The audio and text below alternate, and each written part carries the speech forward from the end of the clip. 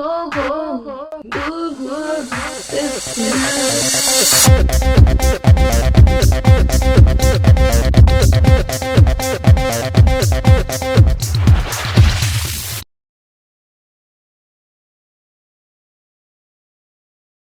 This is Joseph59 here. Today I'm going to show you guys how to take your pictures and transfer them onto a canvas. And download a free set of plans, and you can also turn your canvas into an LED light so it can light up at night.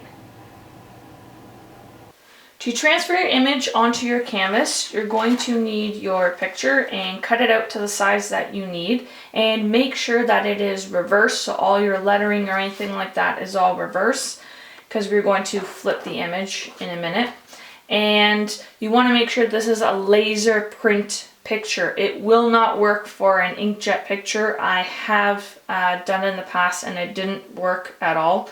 It took me quite a few times to actually get it right. So just make sure that it is a laser print. I just printed mine at Staples. Wasn't that expensive at all to do quite a few copies in color. And just a quick technique that actually kind of helped, or a quick tip, was after I cut it out, I just kind of put it in position where I wanted to, because once you stick this stuff down, you cannot move it. So I just took my pencil and just made two little marks at the top, so I kind of have a guideline on what is square. And you just want a brush, nothing fancy. I just have one here. I just made sure ahead of time I pulled out all the brushes or bristles at the beginning, just so I don't have any of that fall on my project. And you're gonna need a gel medium, and I'm just using a gloss heavy gel medium. And I just have to use a stick here because mine's kind of getting empty at the bottom.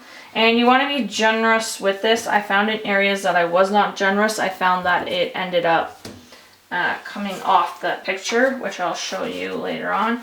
So you just want to go ahead and apply this, and make sure you apply it all over.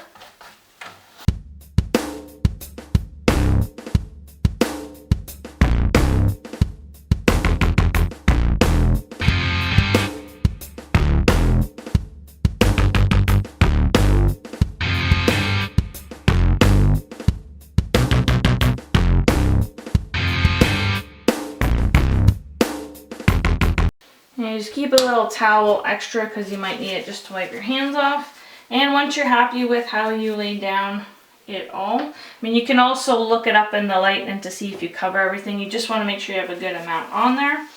And once you're happy with it, I'm going to take our image here. And this is just the tedious part where you just want to make sure you kind of have it down. I find you can't really play with it, like I said, because it doesn't really like it too much.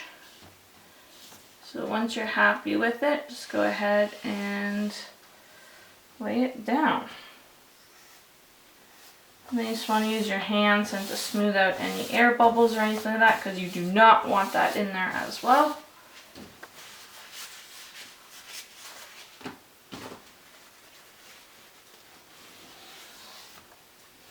And if you got any edges, it's okay just to go ahead and squeeze everything around here. Move this around here.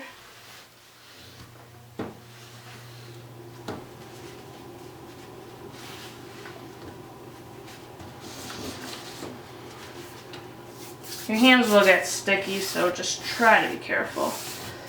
I'm just going to take this little area, flat surface, and just really kind of flatten it down. You don't want to push too hard. You just want to get it nice so that it has a nice bond with everything. And once you're happy with that, you just want to put it aside and just let it dry overnight, or approximately 8 hours you want to let it dry for. Once it's completely dry, you want to take a sponge and some water, and you want to dip it in. And just plain water, not warm water, just cold water works fine. And you just want to go ahead and just put it all over your picture here, and you'll start to see the image. And this becomes the fun part, I guess you could say. So once it kind of starts to soak, you'll start to see your image here a little bit more. You want to start to rub. And when you're rubbing, you want to do this nice and gentle. If you start to rub too hard, you'll end up taking the color off, which some areas may happen, which will give it that nice antique look. The first part is just kind of rolling off. You'll get more bigger chunks, and as you get more of the first layer off, that's why it's important to, when you print your paper, to print it on a thin material. It doesn't work on a photo paper that's got the high gloss or anything like that. That won't work.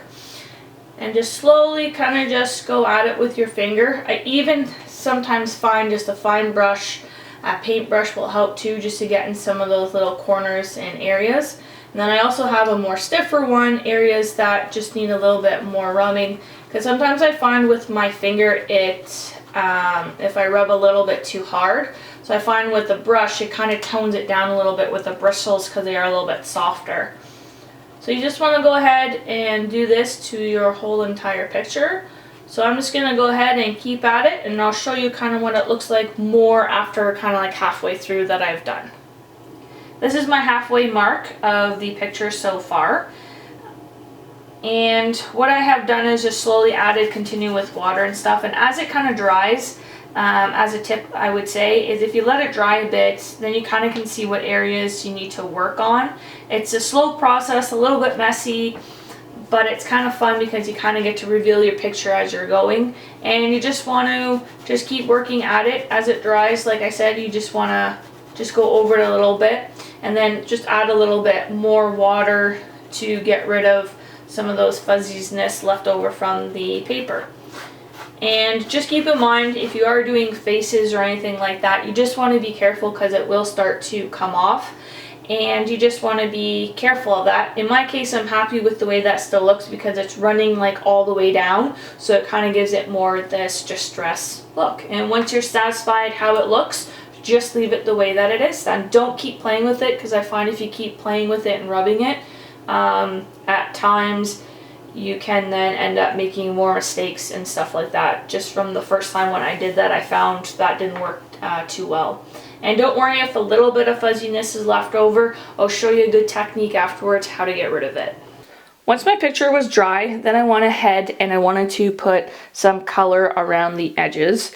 I did dark blue color, and I just took some blue and black basic paints and just mixed a little bit together and used a nice fine brush to go around all the edges. Then I took my sea sponge just to give it a little dab in techniques just all the way around.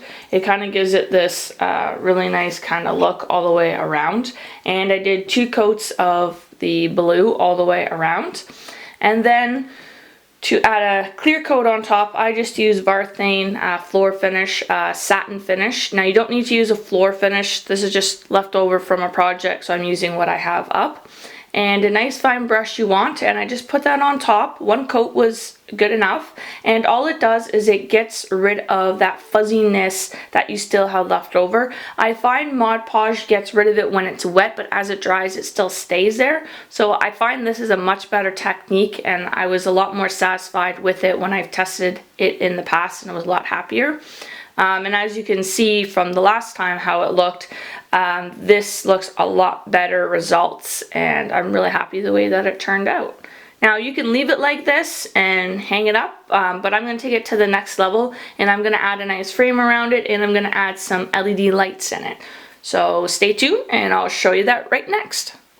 To add the trim around the canvas, I am just using a paint stick from Home Depot. It's the large one that you would use for a 5-gallon, and I just painted it black on both sides. If you couldn't get them from Home Depot or a paint store, you certainly could make your own. You could use a 2x4, and a 2x4 is 1.5 inches thick, and then you could cut them down to 1/4 inch into smaller strips. The paint sticks here are 1/4 inch thick, and then width is 1 3/8 for a paint stick. So that's just what I'm using, and I've already gone ahead and done the other sides already. And now I'm just gonna go ahead and attach the top one. on top.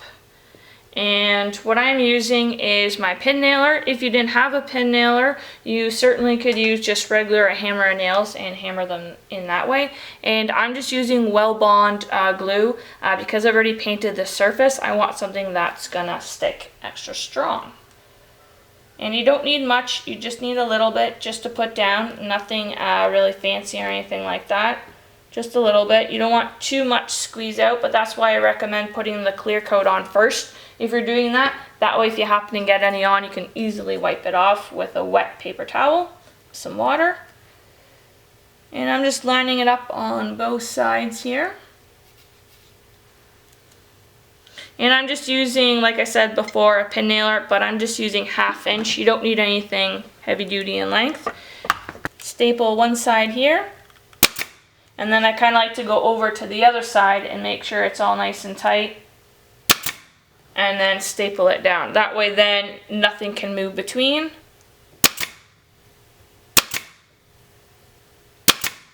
I'm just going to go ahead and do the corners.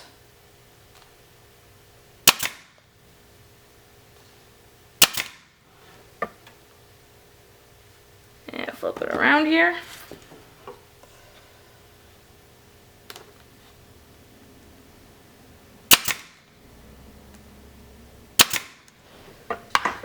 And there you go. And that's what it looks like. So you just have to go around and do some touch-ups with the black paint.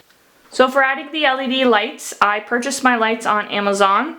And then I just peeled and stick them all the way around. And then just added a hook at the back for hanging onto the wall. And these are just some final pictures of what it looks like.